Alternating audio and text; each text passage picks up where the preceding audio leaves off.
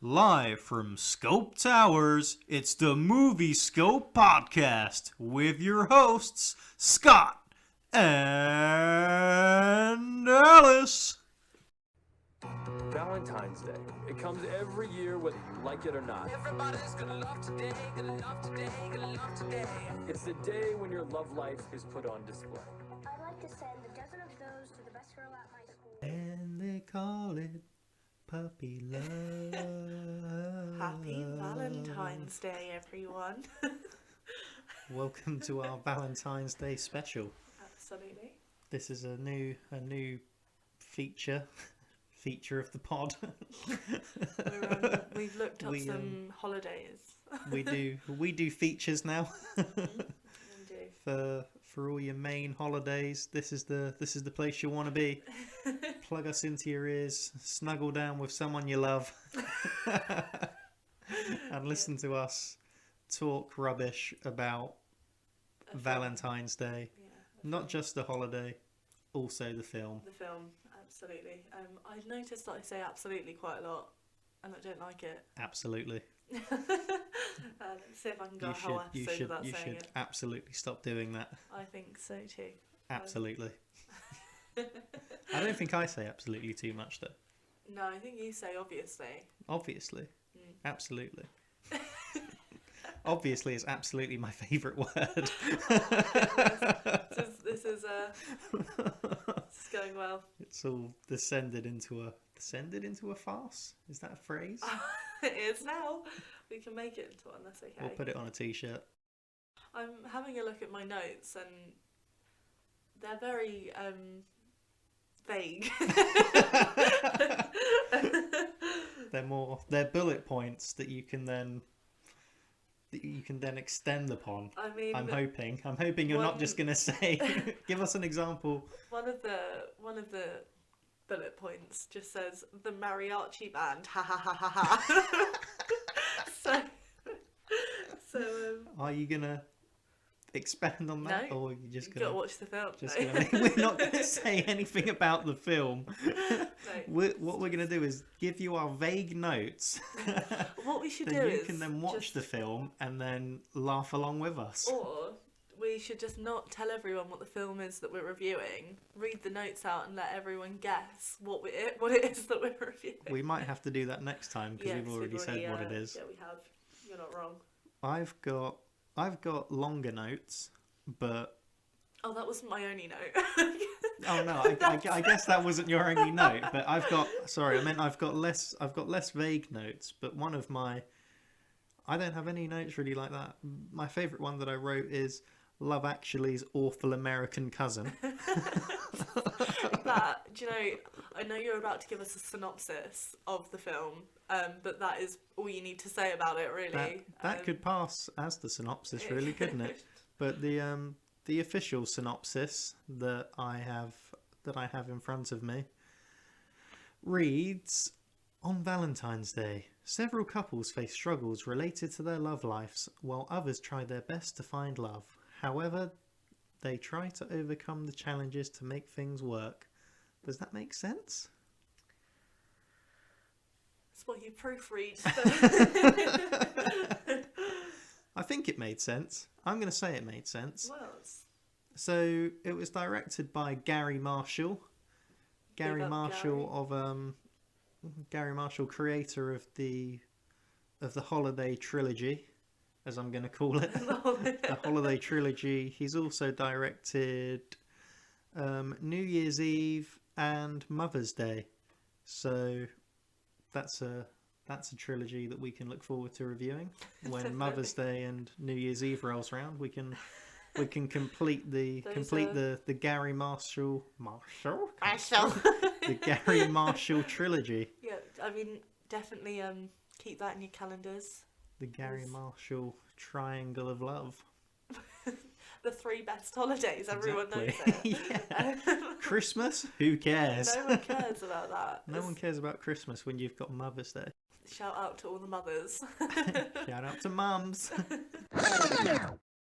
This is quite a late thing in his career. Literally, the 3 last films before he died, rest in peace, were Valentine's Day in 2010, New Year's Eve in 2011 and Mother's Day in 2016. Oh, wow. So clearly, towards the end of he must have been a late viewer of Love Actually. Maybe. Because I'm pretty sure that New Year's Eve follows the same kind of like ensemble cast going around to different stories kind of thing. He clearly liked that towards the end of his career. I really like that sort of set out, if you like. That it does make me. I think it's good if it's done well. Like Love Actually is the prime example of it done well. Yeah. This film, I feel like, is a prime example of it not done well. Yeah, I think it's because I've got quite a short attention span, so it just feels like there's a lot going on at once, but like I don't have to focus too much because it's very easy to follow this film. Yeah, I mean, one of the things that I enjoyed was kind of guessing who was going to be tied into who within the story. Like, I quite enjoyed that aspect because it wasn't. I guessed right every time. Did you? Did you? Yeah. Oh, even at the end. Oh, I didn't guess right with Bradley Cooper. No. I didn't guess that. However, I did guess Captain Kate. I did guess that she was going home to see her son. Oh, I did guess that. good guess. Thank you. I don't think I mean, I say I liked it. I don't think I actually sat there and tried to guess any of them. I just, as I was watching it, I was just thinking, oh, I wonder who's going to be related to who. But I can't say I was invested enough to actually, try and figure it out. It was a pretty big crock of rubbish. This film, wasn't it? It just amazes me that they spent $10 million more on this film than Love Actually. Oh my goodness. And they managed to make a worse job. I think just because looking at the cast, you'd think this is going to be a good film. Yeah. Absolute star-studded cast. You've got Jessica Alba, Kathy Bates, Bradley Cooper. You've got Jamie Foxx in it, Anne Hathaway. You've got, some big names. You've got a real collection of stars. Ashton Kutcher. Yep, Julia Roberts. Did you say her already? What does it matter? She's so good, we'll name her twice if we have. And then you've got, obviously, the legend that is Taylor Lautner. And the other legend that is Taylor Swift. I think we can all tell why their film careers have gone a bit downhill after watching this. I mean, if Taylor Swift and Taylor Lautner have got married, they'd both be Taylor Lautner. Is that what you took away from the film? Yeah. I didn't really. Taylor Swift's character in the film and Taylor Lautner's character in the film, I just both thought were horrendous. Really pointless as well. Like, there was no point to their characters. I think 2010, that must have been still playing off of like the Twilight era for Taylor Lautner. Right. So I think that's why he was in it. Then I think Taylor Swift was obviously still like relevant. Yeah, well, she's still relevant now, isn't she? She still sells millions of records, but obviously I think she was not up and coming, but she was big. She was huge, wasn't she? Yeah. Like in music. So it's kind of like, I think that was them thinking, oh, we'll get this bloke from Twilight because we can't get Robert Pattinson because his soul's already destroyed enough from Twilight. So we'll get the other kid instead. We can't beat him down any further than he is right now. But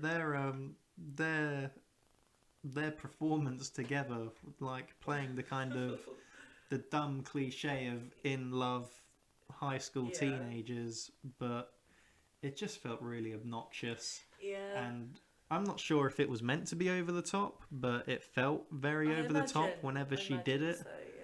But then she kind of was acting like a crazy girlfriend, and I imagine that's kind of... I'm not sure how much of that was acting. How much of that genuine personality coming through. Exactly. Like, she read the script for this and thought, oh yeah, this is me. It's like they wrote me into this. This is amazing. Patrick Dempsey's character, Dr. Harrison Copeland, was a nasty piece of work. He was cheating on his wife, Catherine, with Julia Fitzpatrick, played by Jennifer Garner.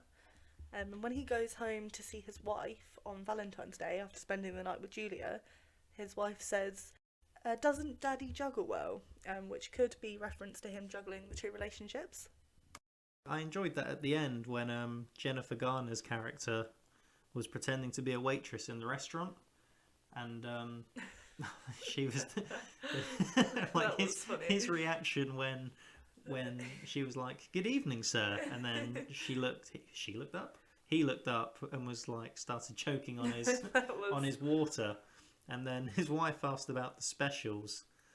And then she was there like, "Oh, the specials this evening are pig, and we cut the testicles off and we shoved them up its bum." And that was a funny scene, to be fair. I was like, you know what, girl, good on you. I think that was the only bit that I laughed at. Oh no, the bit at the end with Jamie Foxx is funny as well, when he said like metaphorically or standing behind you. That was Why funny. didn't I write that down? that was funny. That was when the sportsman came out as gay, wasn't it? Yeah, and Sean Jackson. I can't speak today. I've got some kind of lisp. it's all going. Sean Jackson. It's all going so well. When his character came out as gay, and Jamie Foxx, who was a newsreader in the film Kelvin, and he was there like, "Sean Jackson, we all stand behind you," metaphorically. I did really like that. I thought that was really funny. But yeah, those were about the only two bits. I mean, it was meant to be like a rom-com. Yeah. And there was rom, but no com. Oh, Like also. Okay. Sorry. No, just go. jumping in No, there. please go on. Another funny part for me. Not funny, actually. I cringed more than I laughed. But when Emma Roberts' boyfriend came back to her house because they were gonna do the do, and he'd completely stripped off and he was singing with the guitar, and then his mum came home. Her mum came home. Even more embarrassing. Yeah, just mortifying That was- the whole time. I mean, that just felt really weird. Like, I think Yeah. I looked away for a minute, and like, he was like walking up the stairs to her room, and I looked away. I think I looked at my phone or something, and I looked back, and he was naked, Yeah. and he was just standing there with a guitar covering his modesty, and Singing very flatly. yeah, and I don't know. I just thought, have I sat on the remote? Have I changed something? What's happened? Yeah, I mean, there was a lot of scenes in it that I was just like, well, that was just unnecessary. Like, it didn't move the story on at all, and that was probably one of them. It was just a bit like that didn't have to happen. No, He didn't have to be stood there naked with a guitar. No, the have the reason same why I'd effect. say it's Love Actually's awful American cousin is just that Love Actually managed to take all of the elements of the different story and tying them together, and you felt interested in every character. You felt interested in every part of the story that was happening. You felt it just managed to invoke more emotion from me, like watching definitely. Love Actually compared to watching this. And the performances in Love Actually were so much better as well. Yep. It's like they tried to make this a sexier version, like a sexier Yeah. American version of it, and it just fell so flat for me. Like, Yeah, obviously the characters in Love Actually, Alan Rickman and Emma Thompson, yeah. Emma Thompson. I almost said Emma Watson. Oh, I wish. Like, obviously when they have their whole kind of breakup, it's really emotional. it But then is. you've got the two oldies in this, whose names have completely eluded me because the cast is so gigantic. It's Edgar and Estelle, Oh, yes. played by Hector Elizondo and Shirley MacLaine. I'm sure they're great. I'm sure they're great in other things, but in this as a couple together, I just thought they were awful. Yeah. Like, there's the bit where we find out that where they were explaining that they'd only ever had sex with one another, and then she just like got up and ran off. Yeah, and And- she was acting stroppy. Yeah. And it was like... It was his fault for bringing it up. Yeah.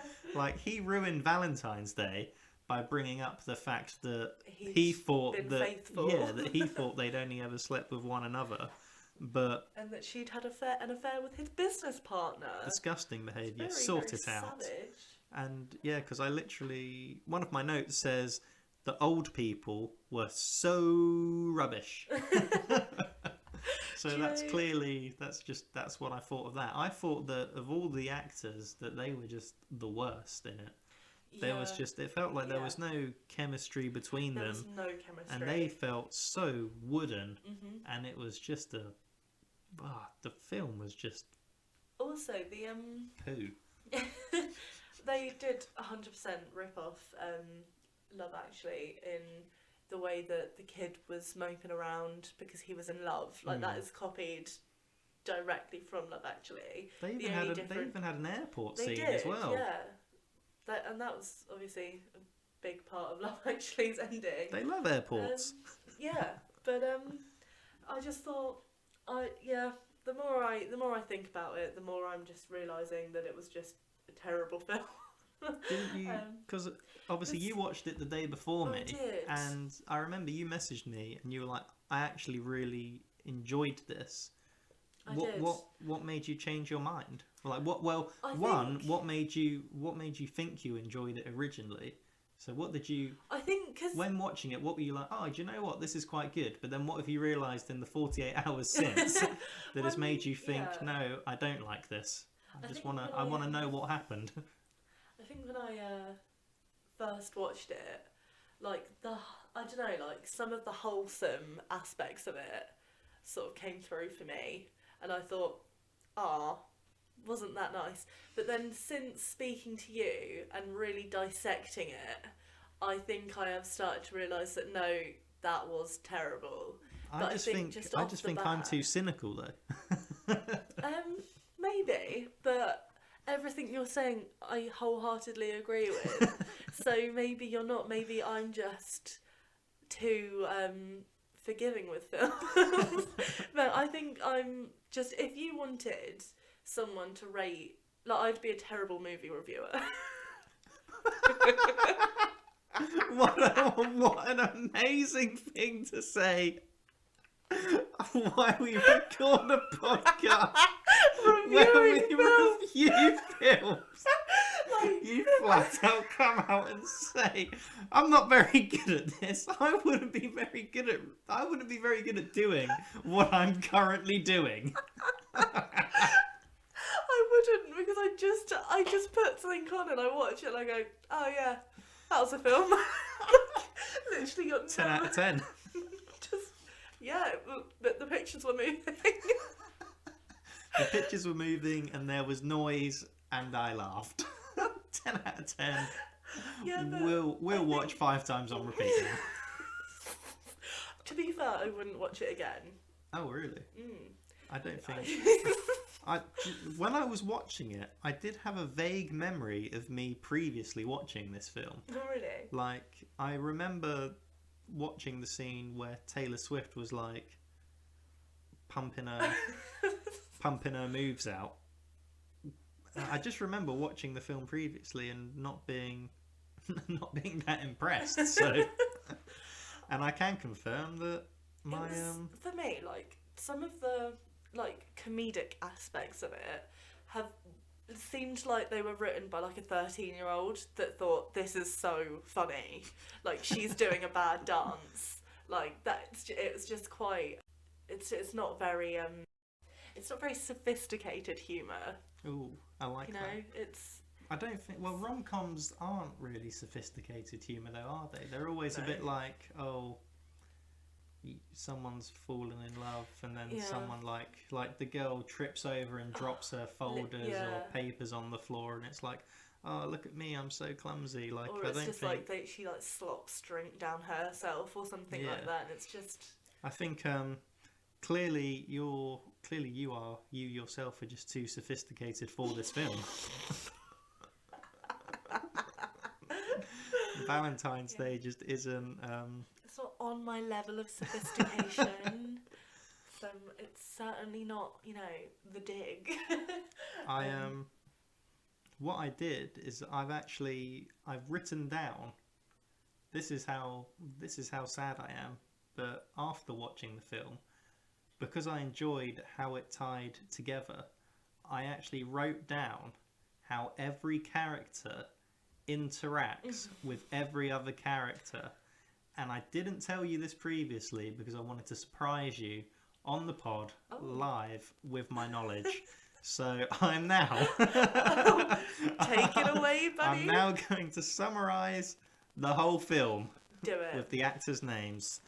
So we have Jessica Alba is dating Ashton Kutcher, who works with George Lopez and sold flowers to Patrick Dempsey, who's two-timing on Jennifer Gardner, who's the teacher of Bryce Robinson, who's the son of Julia Roberts, who flew on a plane with Bradley Cooper, who's in a relationship with Eric Dane, who's interviewed by Queen Latifah, who's the boss of Anne Hathaway, who recently started seeing Topher Grace, who had a conversation with Hector Elizondo, who's married to Shirley MacLaine, they were awful, who's employed Emma Roberts as a babysitter, who's friends with Taylor Swift, who's dating Taylor Lautner, who's interviewed by Matthew Walker, who works for Kathy Bates, who employs Jamie Foxx, who has a thing for Jessica Biel.